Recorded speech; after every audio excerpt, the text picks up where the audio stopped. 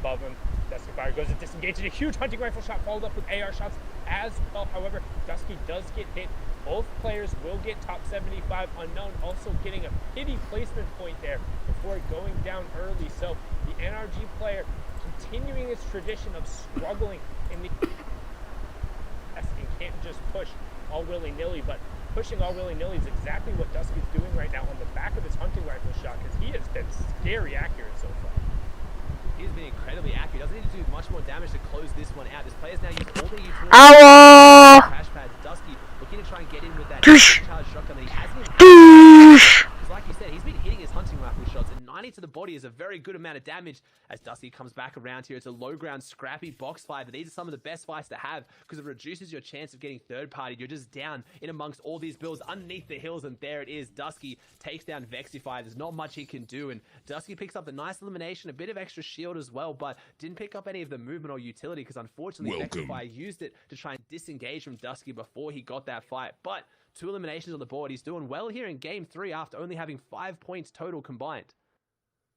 Vexify was never winning that fight. If you are running away defensively from a charged shotgun while you have attack, you're never going to find an opportunity to dive back in on him and win one of those fights. He's always just going to get these little chips, or he's going to find that big shot to finish you off, and he'd already hit the hunting rifles. But right now, Virus versus Bucky over here on the side. You can see Bucky trying to get on the box. He does get in, commits to the AR spray, and he finds it. Virus was already low.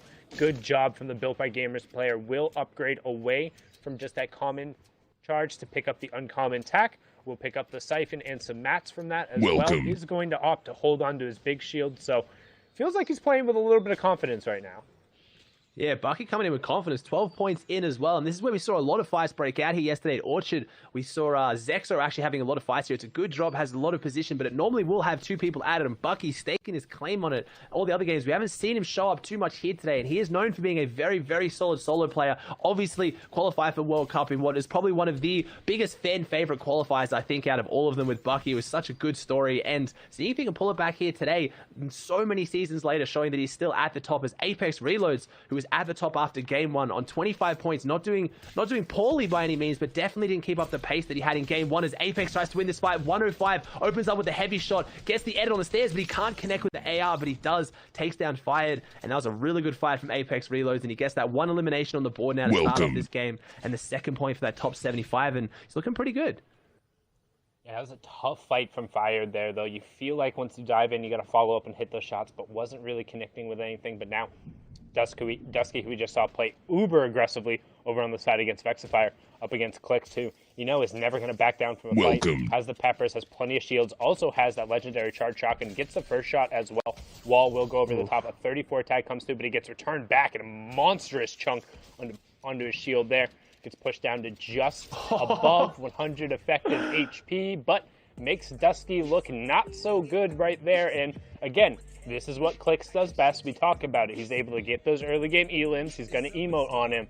But until he really begins to put it all together, I'm not too impressed by this. You can emote all you want, but pretty much anybody in this lobby is capable of winning some of these early game fights. Until you convert it into mid game and more, it's really just another player who's doing okay in round 3.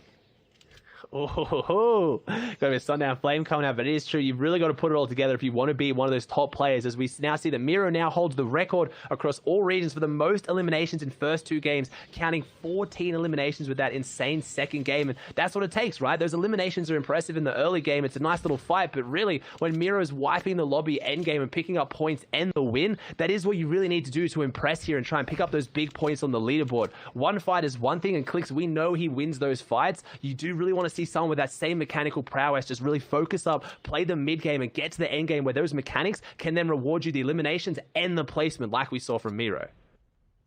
Exactly, and I mean, we've seen him make some of the most absurd endgame runs when he gets in there and he gets those opportunities. He's some of the best because he can rely and fall back on those reactions and the mechanics.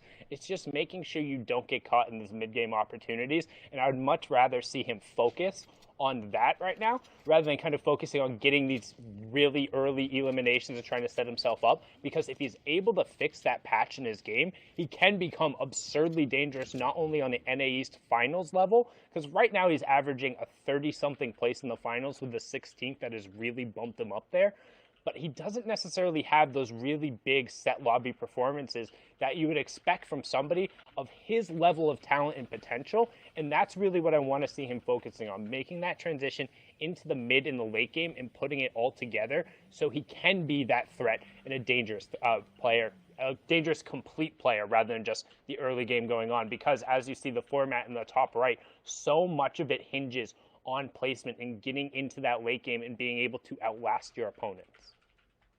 Yeah, it's what you really need here. Miro set up in a good position, just doing like what you said. He's playing in that mid-game safe. He's in a good position to then get to endgame to try and pick up those points. As you can see on the right, we're breaking down the points. That Victory Royale is worth 14 points. So if you can get some eliminations on top of that 14 points, that's really what you need to jump up there. That 1 point for the elimination is not worth that much when you think that every single person who goes down in the top 10 is an extra point in itself as well.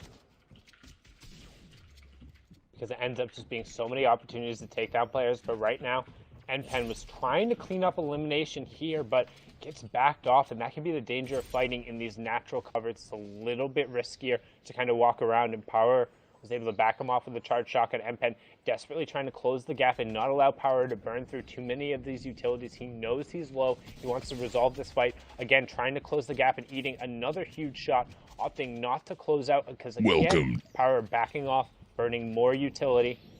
Needs to be careful of the edit on the wall. They are now both in the storm, so a little bit of onus on them to resolve the fight. However, it is just the one tick. Crash Pad will come out and go through it. NPen is finally able to find the one shot he needed. He knew Power was low and was able to finally pick that up. Hucks a Crash Pad away. Not sure if that was intentional. Actually, no, he threw the medkit towards zone. My bad. Didn't see that swap over there, which is real big brain play, unlike 72 Hours in the semifinals, who threw a flopper away as he was pushing high ground. Rip Tom, I'm sorry, that was a little bit unfortunate, but Hogman actually just comes over and plants himself on top of the medkit, says yoink, that one's mine, as now we hop on over to P-God here, who's set up in a pretty good position with plenty of peppers and shields here. If he wants to get aggro, he really could. Yeah, the Peppers are really good for that aggression play. They're really good in the end game as well. That's where you can see someone run around and really get some big eliminations. He's trying to make his way forward here. He's got to be careful. Those Marauders, they're not that scary, but I mean, they can hit some big shots. You said it earlier. We've seen some people take down some big shots from the Marauders in the past. We've even seen some headshot snipes. So you've got to keep yourself covered. P-God, unfortunately, not respecting him enough there. He's now on the low ground, popping the shield that he does have, but it was a bit of unnecessary damage. I was going to say, those 5 peppers, that is the most glorious, most fun thing to do in these end games on rotating zones. Hit the peppers and just run through some people. And you can see the Marauder does go down. Player ends up in the box. Huge shot going into P-God. P-God, though, doesn't panic. Sticks to the AR. Goes with a hip fire. And unfortunately, huge choke going on from his opponent there. Missing every shot. And Booga and Surge both coming in playing a little bit of Loot Goblin. Do still have the one Marauder over there just kind of blankly firing off into the side. But will Booga be able to pick up Surge? We wait for the server to catch up there. And you can see he is going to be able to resolve that one. So now P-God and Booga just slightly offset from each other. And Booga seems to know he's here. He's lurking, and he doesn't really want to let him exit.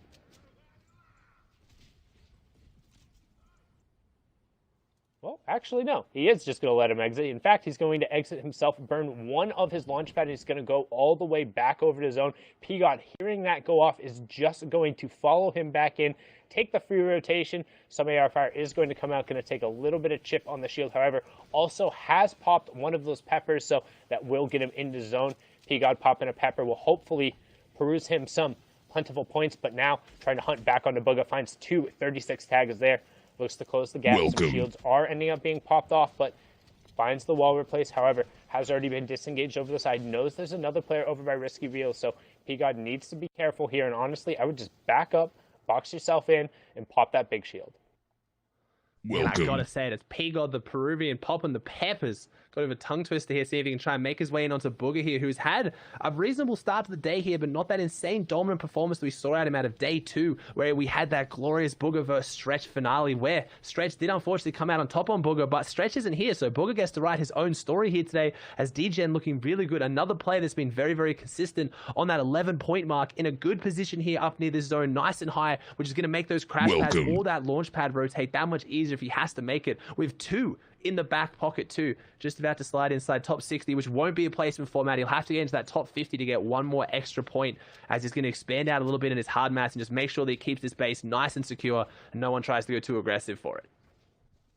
And I wouldn't necessarily be burning more builds yet. You can see it does have a relatively close rotation, has 6 crash pads as well as the launch pad, so should have the ability to just launch himself in and get a quick catch. He can choose to rotate a little bit late because he is on the slow side of the zone, meaning that in order to move to the safe zone, the zone actually has less distance to travel. So people who are in that southwest corner, the zone is going to be a lot faster as opposed to the people who are right next to that safe zone there.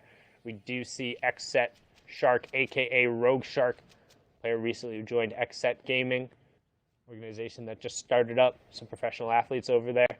Fortnite player, and Atlanta Falcon player Kurt Ben Kurt also over in that regard, but unfortunately Shark going to go down there. Degen again finding a great angle to be able to take him down, chaining the assault rifle shots and ending it. And that's the problem if you rotate too early and you're not really going to cover yourself. Everyone else who's already established themselves in zone is looking for you to come in. The players who aren't going to be afraid to burn utility or rotate a little bit later, aka Degen, is just going to be waiting for you to expose your back. And now Degen's going to try and make the same run, and you can see immediately what happens. Some shots coming from zone, and he needs to be careful.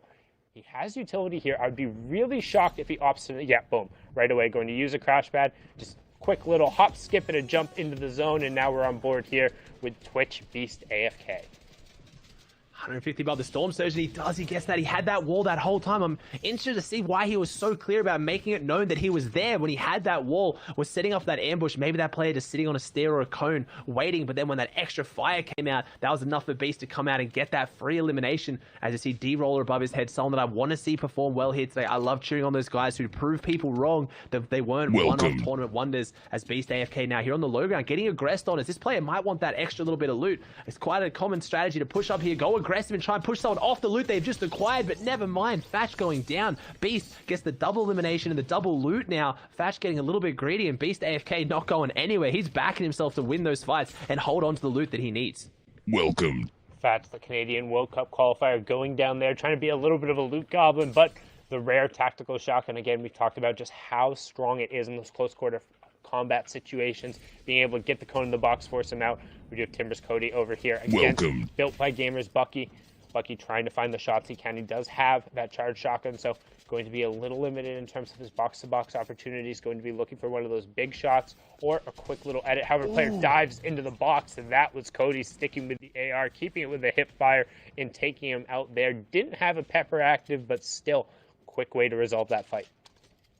And we see D-Roller coming out on top. Beast AFK taking down 2, but 3 was too many. So that means D-Roller has a nice little loot pile in there as well. And Cody, someone that we've seen performing very, very well for a while there, was going caddy corners, was trying to pick up that caddy launcher and performing dominant with it. Has obviously given that up here today. I'm guessing, as we have not seen it in his hand, in his back pocket just yet, putting a nice little base out with all those extra mats that he just gained as Bank is near him. And Kanata is in a fight with Nosh. Now, this breaks out into a full-blown box fight. This is 2 Titans in the box fight meta, 2 of the best players toe-to-toe in these situations. They both have incredibly good edits, building, and aim, all needed here as Nosh, proving that he has good aim, picks up the elimination on the big shark, and that's a 2-point swing, the elimination and the top 50 placement. And, I mean, Nosh just making you look so good right there. You talk about his good aim, and then hits back to back to back headshots, followed up by 2 body shots there to get a nice 200-0 in the crash pad. Nosh proving that even with that nerf headshot multiplier, able to pick that up here. Some good spray and position control, however, is going to lose a little bit of high ground priority there. The player will not have a box above him, doesn't necessarily want to challenge yet, has plenty of launch pads, or 1 launch pad and the crash pad to be able to go for this when he makes the opportunity. And he's going to wait to see where the zone reveals and then decide from there. Honestly, I think if zone goes far or across from where this player is, you can see him use a crash pad to both launch himself up and knock this player down. I think that's probably what he's looking to determine to do. Either that, or he's just, yep, he pulls zone towards his side. He's probably going to wait and then look to crash pad himself. So what Nosh wants right now is to find picks without Degen being able to put shots on him, or he's going to build up on high ground, take it away from Degen. Now he can late rotate, shoot down on the rest of the lobby. He's not going to be overly threatened, and as soon as he does decide to go, it's a free crash pad back down onto the builds.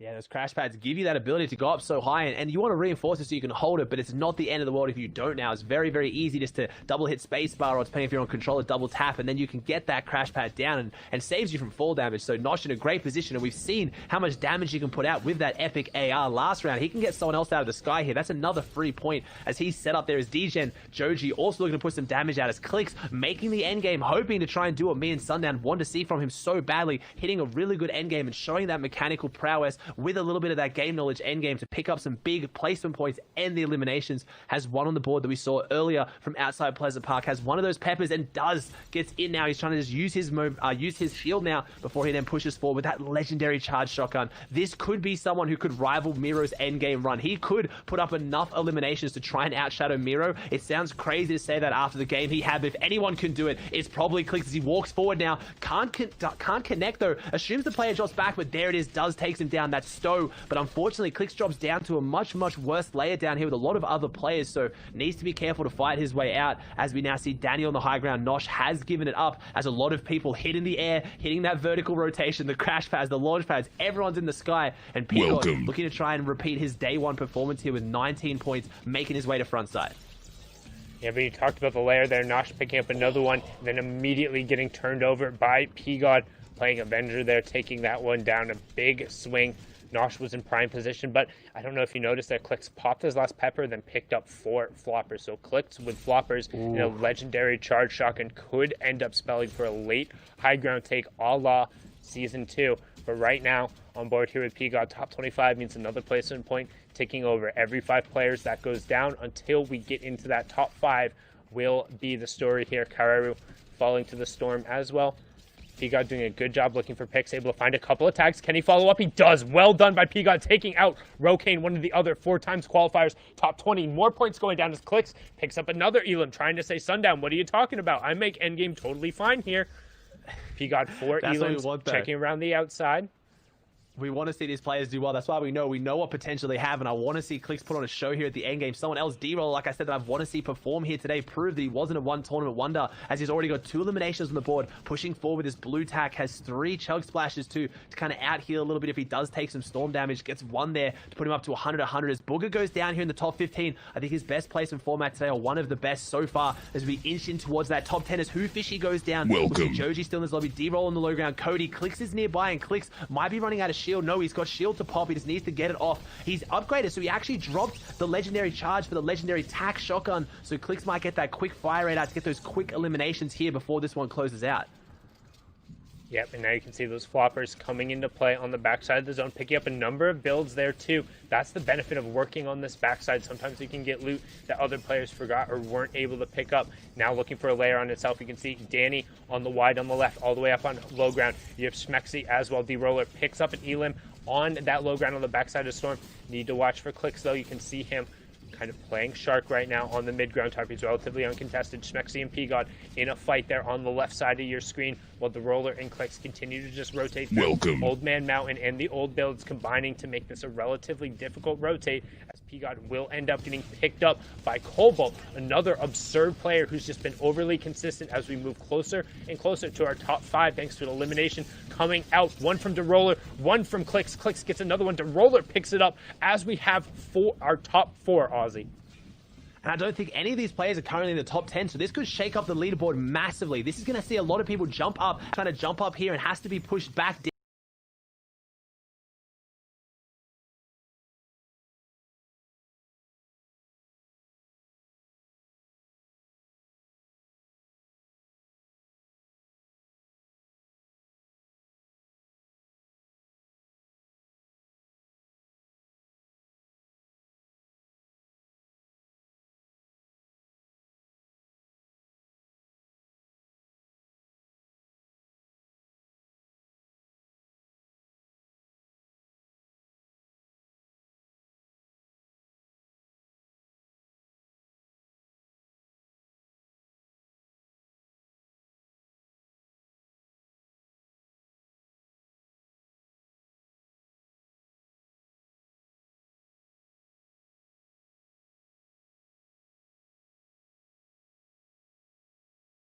that though, and Clicks picks up the 6th elimination win, showing what me and Sundown were talking about. He has the ability if he just makes it to endgame. All right, now you can emote. Now you can emote. That's fine. Don't emote after those early game elims, but take the emote at the end. Clicks clutching it up. Brilliantly done to close that one out. Look at the architecture. Look at the dinosaur. Zeke, Monster, Shio, take it away and let us know how that game went. My goodness, Clicks. I'm a little shaken there because Danny had all the cards. Had HP, he had shield. Clicks is on 70 HP. He literally just had to walk back in a storm. Now, granted, in Danny's mind, he's probably thinking, what if this guy has floppers? What if he has heals? Probably why he took the fight. Clicks, though, proven, hey, you want to take the fight? I'll win.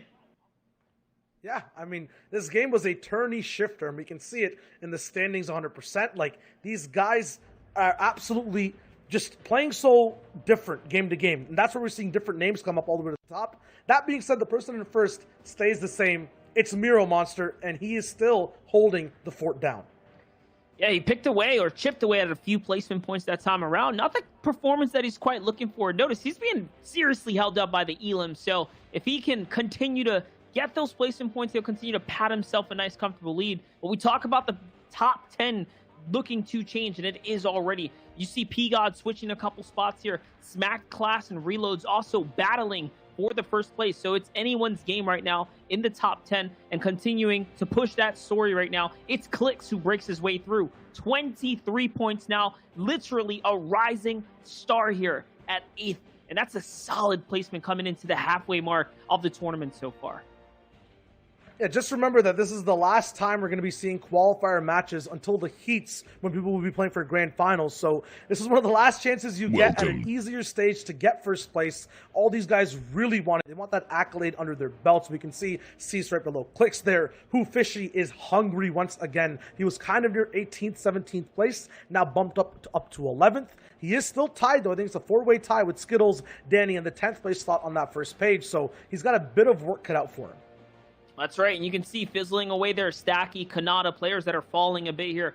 Booga now hitting this back page. Not that it matters too much for those that have hard qualified through, but it is still a battle of the day, right? It's who's on top of the game right now, who is on top of their game right now. And coming in, we're seeing a clear set of favorites towards that upper half. But this format favors everyone all the way through to the tail end. It's only halfway into the competition so far. There is plenty more that's going to unfold. A lot more of a change that can happen throughout the course of this. We've seen players qualify their way through off of one big pop-off game. Something like you saw Miro do with the massive frags in the Victory Royale. So don't count out anyone back here that still needs to step it up or continue to stay on pace here, because this is a battle for the heats. It's a battle to make it through to the heats. And that's what matters right now. That's what's at the stake right here. That's what's on the line. That's right, man. An overall scoreline of 21 points. We've seen that be that kind of you must be this tall to ride if you want to push onto heats. Now, don't forget, there's also series points that some of these players could rely on, but I don't think that's the route you want to go. At this point, you're looking to hit that top 50. You want to try and qualify. And one great game, just like you said, the Victory Royale is worth 14 points. A few eliminations coupled with that could result in some really awesome things. Now, before we get going, let's get a little bit of temperature check here when the midway point. Yeah, I mean, we're looking at that entire last game and the leaderboard overall towards the 30th to 50th slot.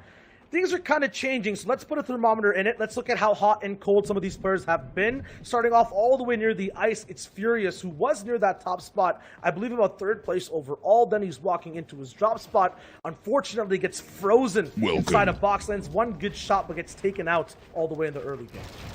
Things are going to heat up just a bit here. We're going to do a little bit of a temperature check now onto Smack. He's going to throw himself in the microwave for about 30 seconds or so. You know, that'll get you nice and lukewarm here in the competition. Smack's going to go ahead and find himself what he needs at 26 points now. Remember, he threw himself up to the top 3 this time around, and it's the consistency, it's the frags, and it's the few elims that he's finding right here, right now when it matters most. And that one right there, he gobbles it up. It's all inside. And this is how he manages to play for the placement and make it matter and count the most, especially in the end game here. Yeah, for Smack, he's warming up, and we're going to be obviously switching over to who's on top in terms of fire. We're looking at someone who won over that last game. It's Clicks who's going to be on your screen, looking at exactly how he got over so many other players towards that end game. D-Roller took out Cobalt, but then after that, Clicks at low HP took out D-Roller, making it a 1v1. And if it's ever Clicks against someone else and there's builds in the way, that's basically any instance. He's always at that advantage. Regardless of HP, this player drops down and Clicks gets it, being the winner for that game, moving up in contention for the top spot. The sun is still shining, though, over at Miro, who's in first place. Still, anyone could heat up and rise. People could get a little bit chilly and fall. Game 4 will be coming up soon. And that's the meteoric, boys. meteoric rise right there from Clicks. Yeah. And that's the thing, right? Is like when you give someone like Clicks that opportunity, he will shine, and the sun will set on his opponents. Now, guys, with that being said, the competition is heating up, but we're going to cool on down. What we're going to do is go to a break, but you do not want to miss the tail end of the competition because this is it. The final opportunity for players to qualify for the heats next Friday. Get up, and we'll see you guys in just 5 minutes. So stay tuned for more from the FNCS after this.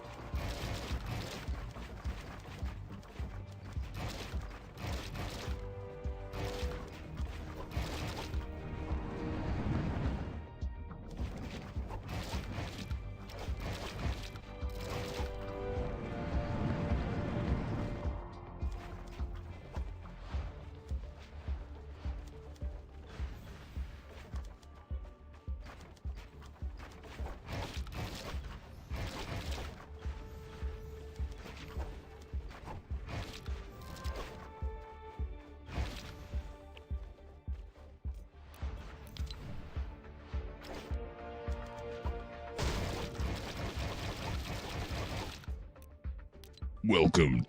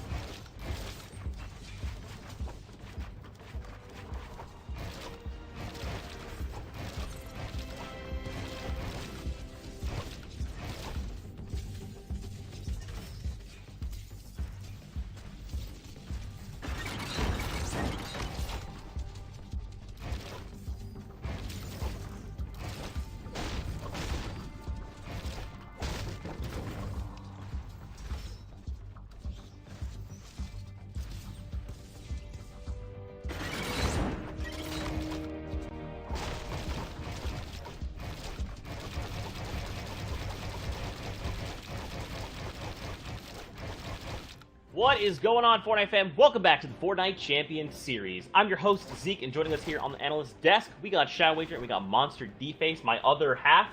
The people still cannot tell us apart, but here we are. That's right, we're two separate people. With that being said, guys, we're getting ready for the tail end of the competition. This is it, the last leg before Heats happening this upcoming Friday. With 3 games left, what we've seen so far, Shy, is that it could still be anyone's game.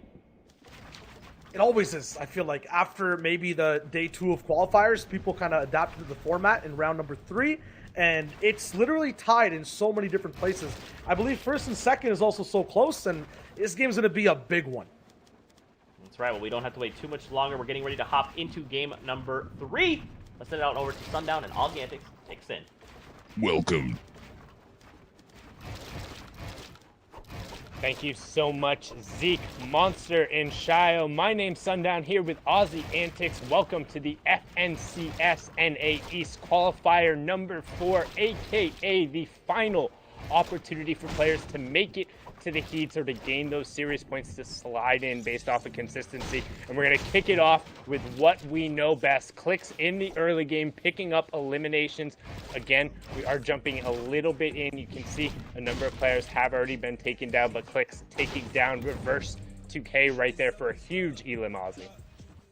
Huge elim, and if you get a bit confused, we obviously have jumped in this game a little bit further down the line. There are 81 players alive, so we skip that early drop. Clicks has now moved out of Pleasant. He does. He finds his path with reverse. I don't think they've actually kind of found their way into each other at all in these last finals. They've both played so often, so big elimination there onto reverse. Maybe that consistency we've seen from him in the finals not going to be there today. He's obviously already qualified, and we touched on it in the pre-show. We haven't touched on it too much since, though. They have been getting... There is so much money on the line still at the end of the day for these players. Like, winning this is not just about obviously qualifying for Heats, which is so important because the FNCS Finals has some big prize money. There's big prize money up for grabs today as well. So people like Reverse, who've been in that top 5, top 10 situation, still have a lot to gain by pushing and having those big days too, as Kanata's looking to do here because he came top 5 in day 1 as well.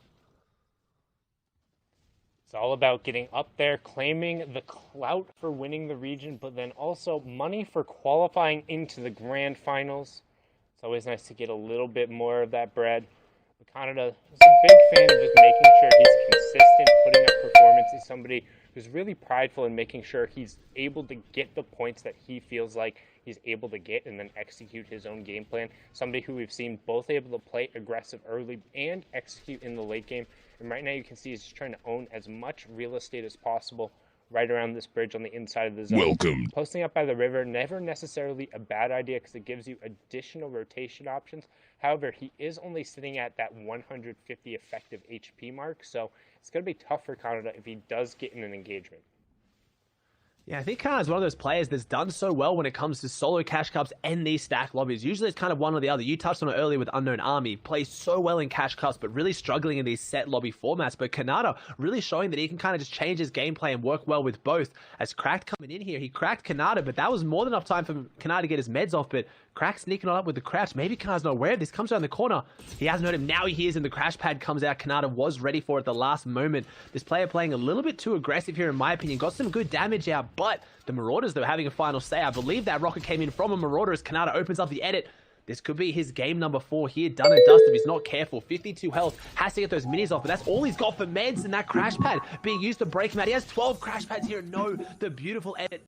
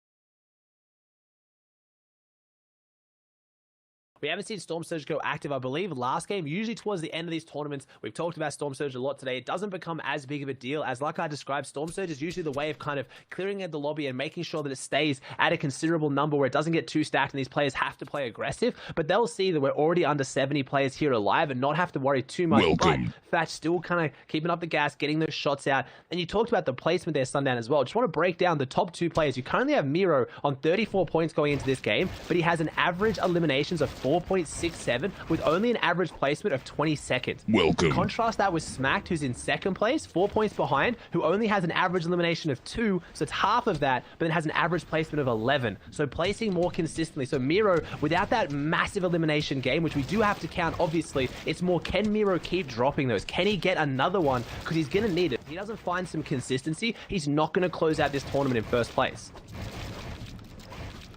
What it's all about, maintaining that consistent play style, and when you're reliant on consistency to really climb up the leaderboard, one early exit can end up being just devastating to your game, as we saw to Thomas, who ended up kind of getting stuck in a rut from that early on when he was really reliant upon it. And it's difficult in solos to be able to chain together that consistency. That's why we put so much praise on the players who are able to make every single one of these round threes and the ones who are able to repeatedly make it into these end games and these stacked lobbies.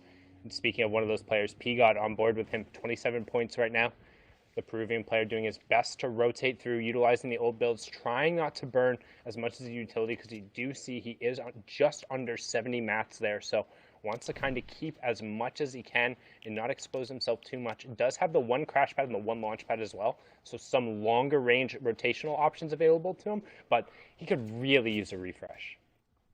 Yeah, he's going to need a refresh pretty soon. He has that one single crash pad, which we've seen time and time again is enough to get it. But unfortunately, building up here, he switched those hard mats, prioritizing the brick and the metal, because obviously it does have more health and will usually lead you to get targeted less. But no, this is usually, I think, a 4 or 5 way affair here where P-God has just become the target for the whole lobby and he goes down. Quite often, you can try and argue that's luck or just bad luck, man. Solo is just so annoying. But at the end of the day, it is how you rotate it. It is your positioning. And P-God, normally a little bit more consistent than that. Unfortunately, something went a little bit wrong with his rotate, and now he might have about 10-20 minutes to go back into the replays, try and figure out what went wrong to come into these final games.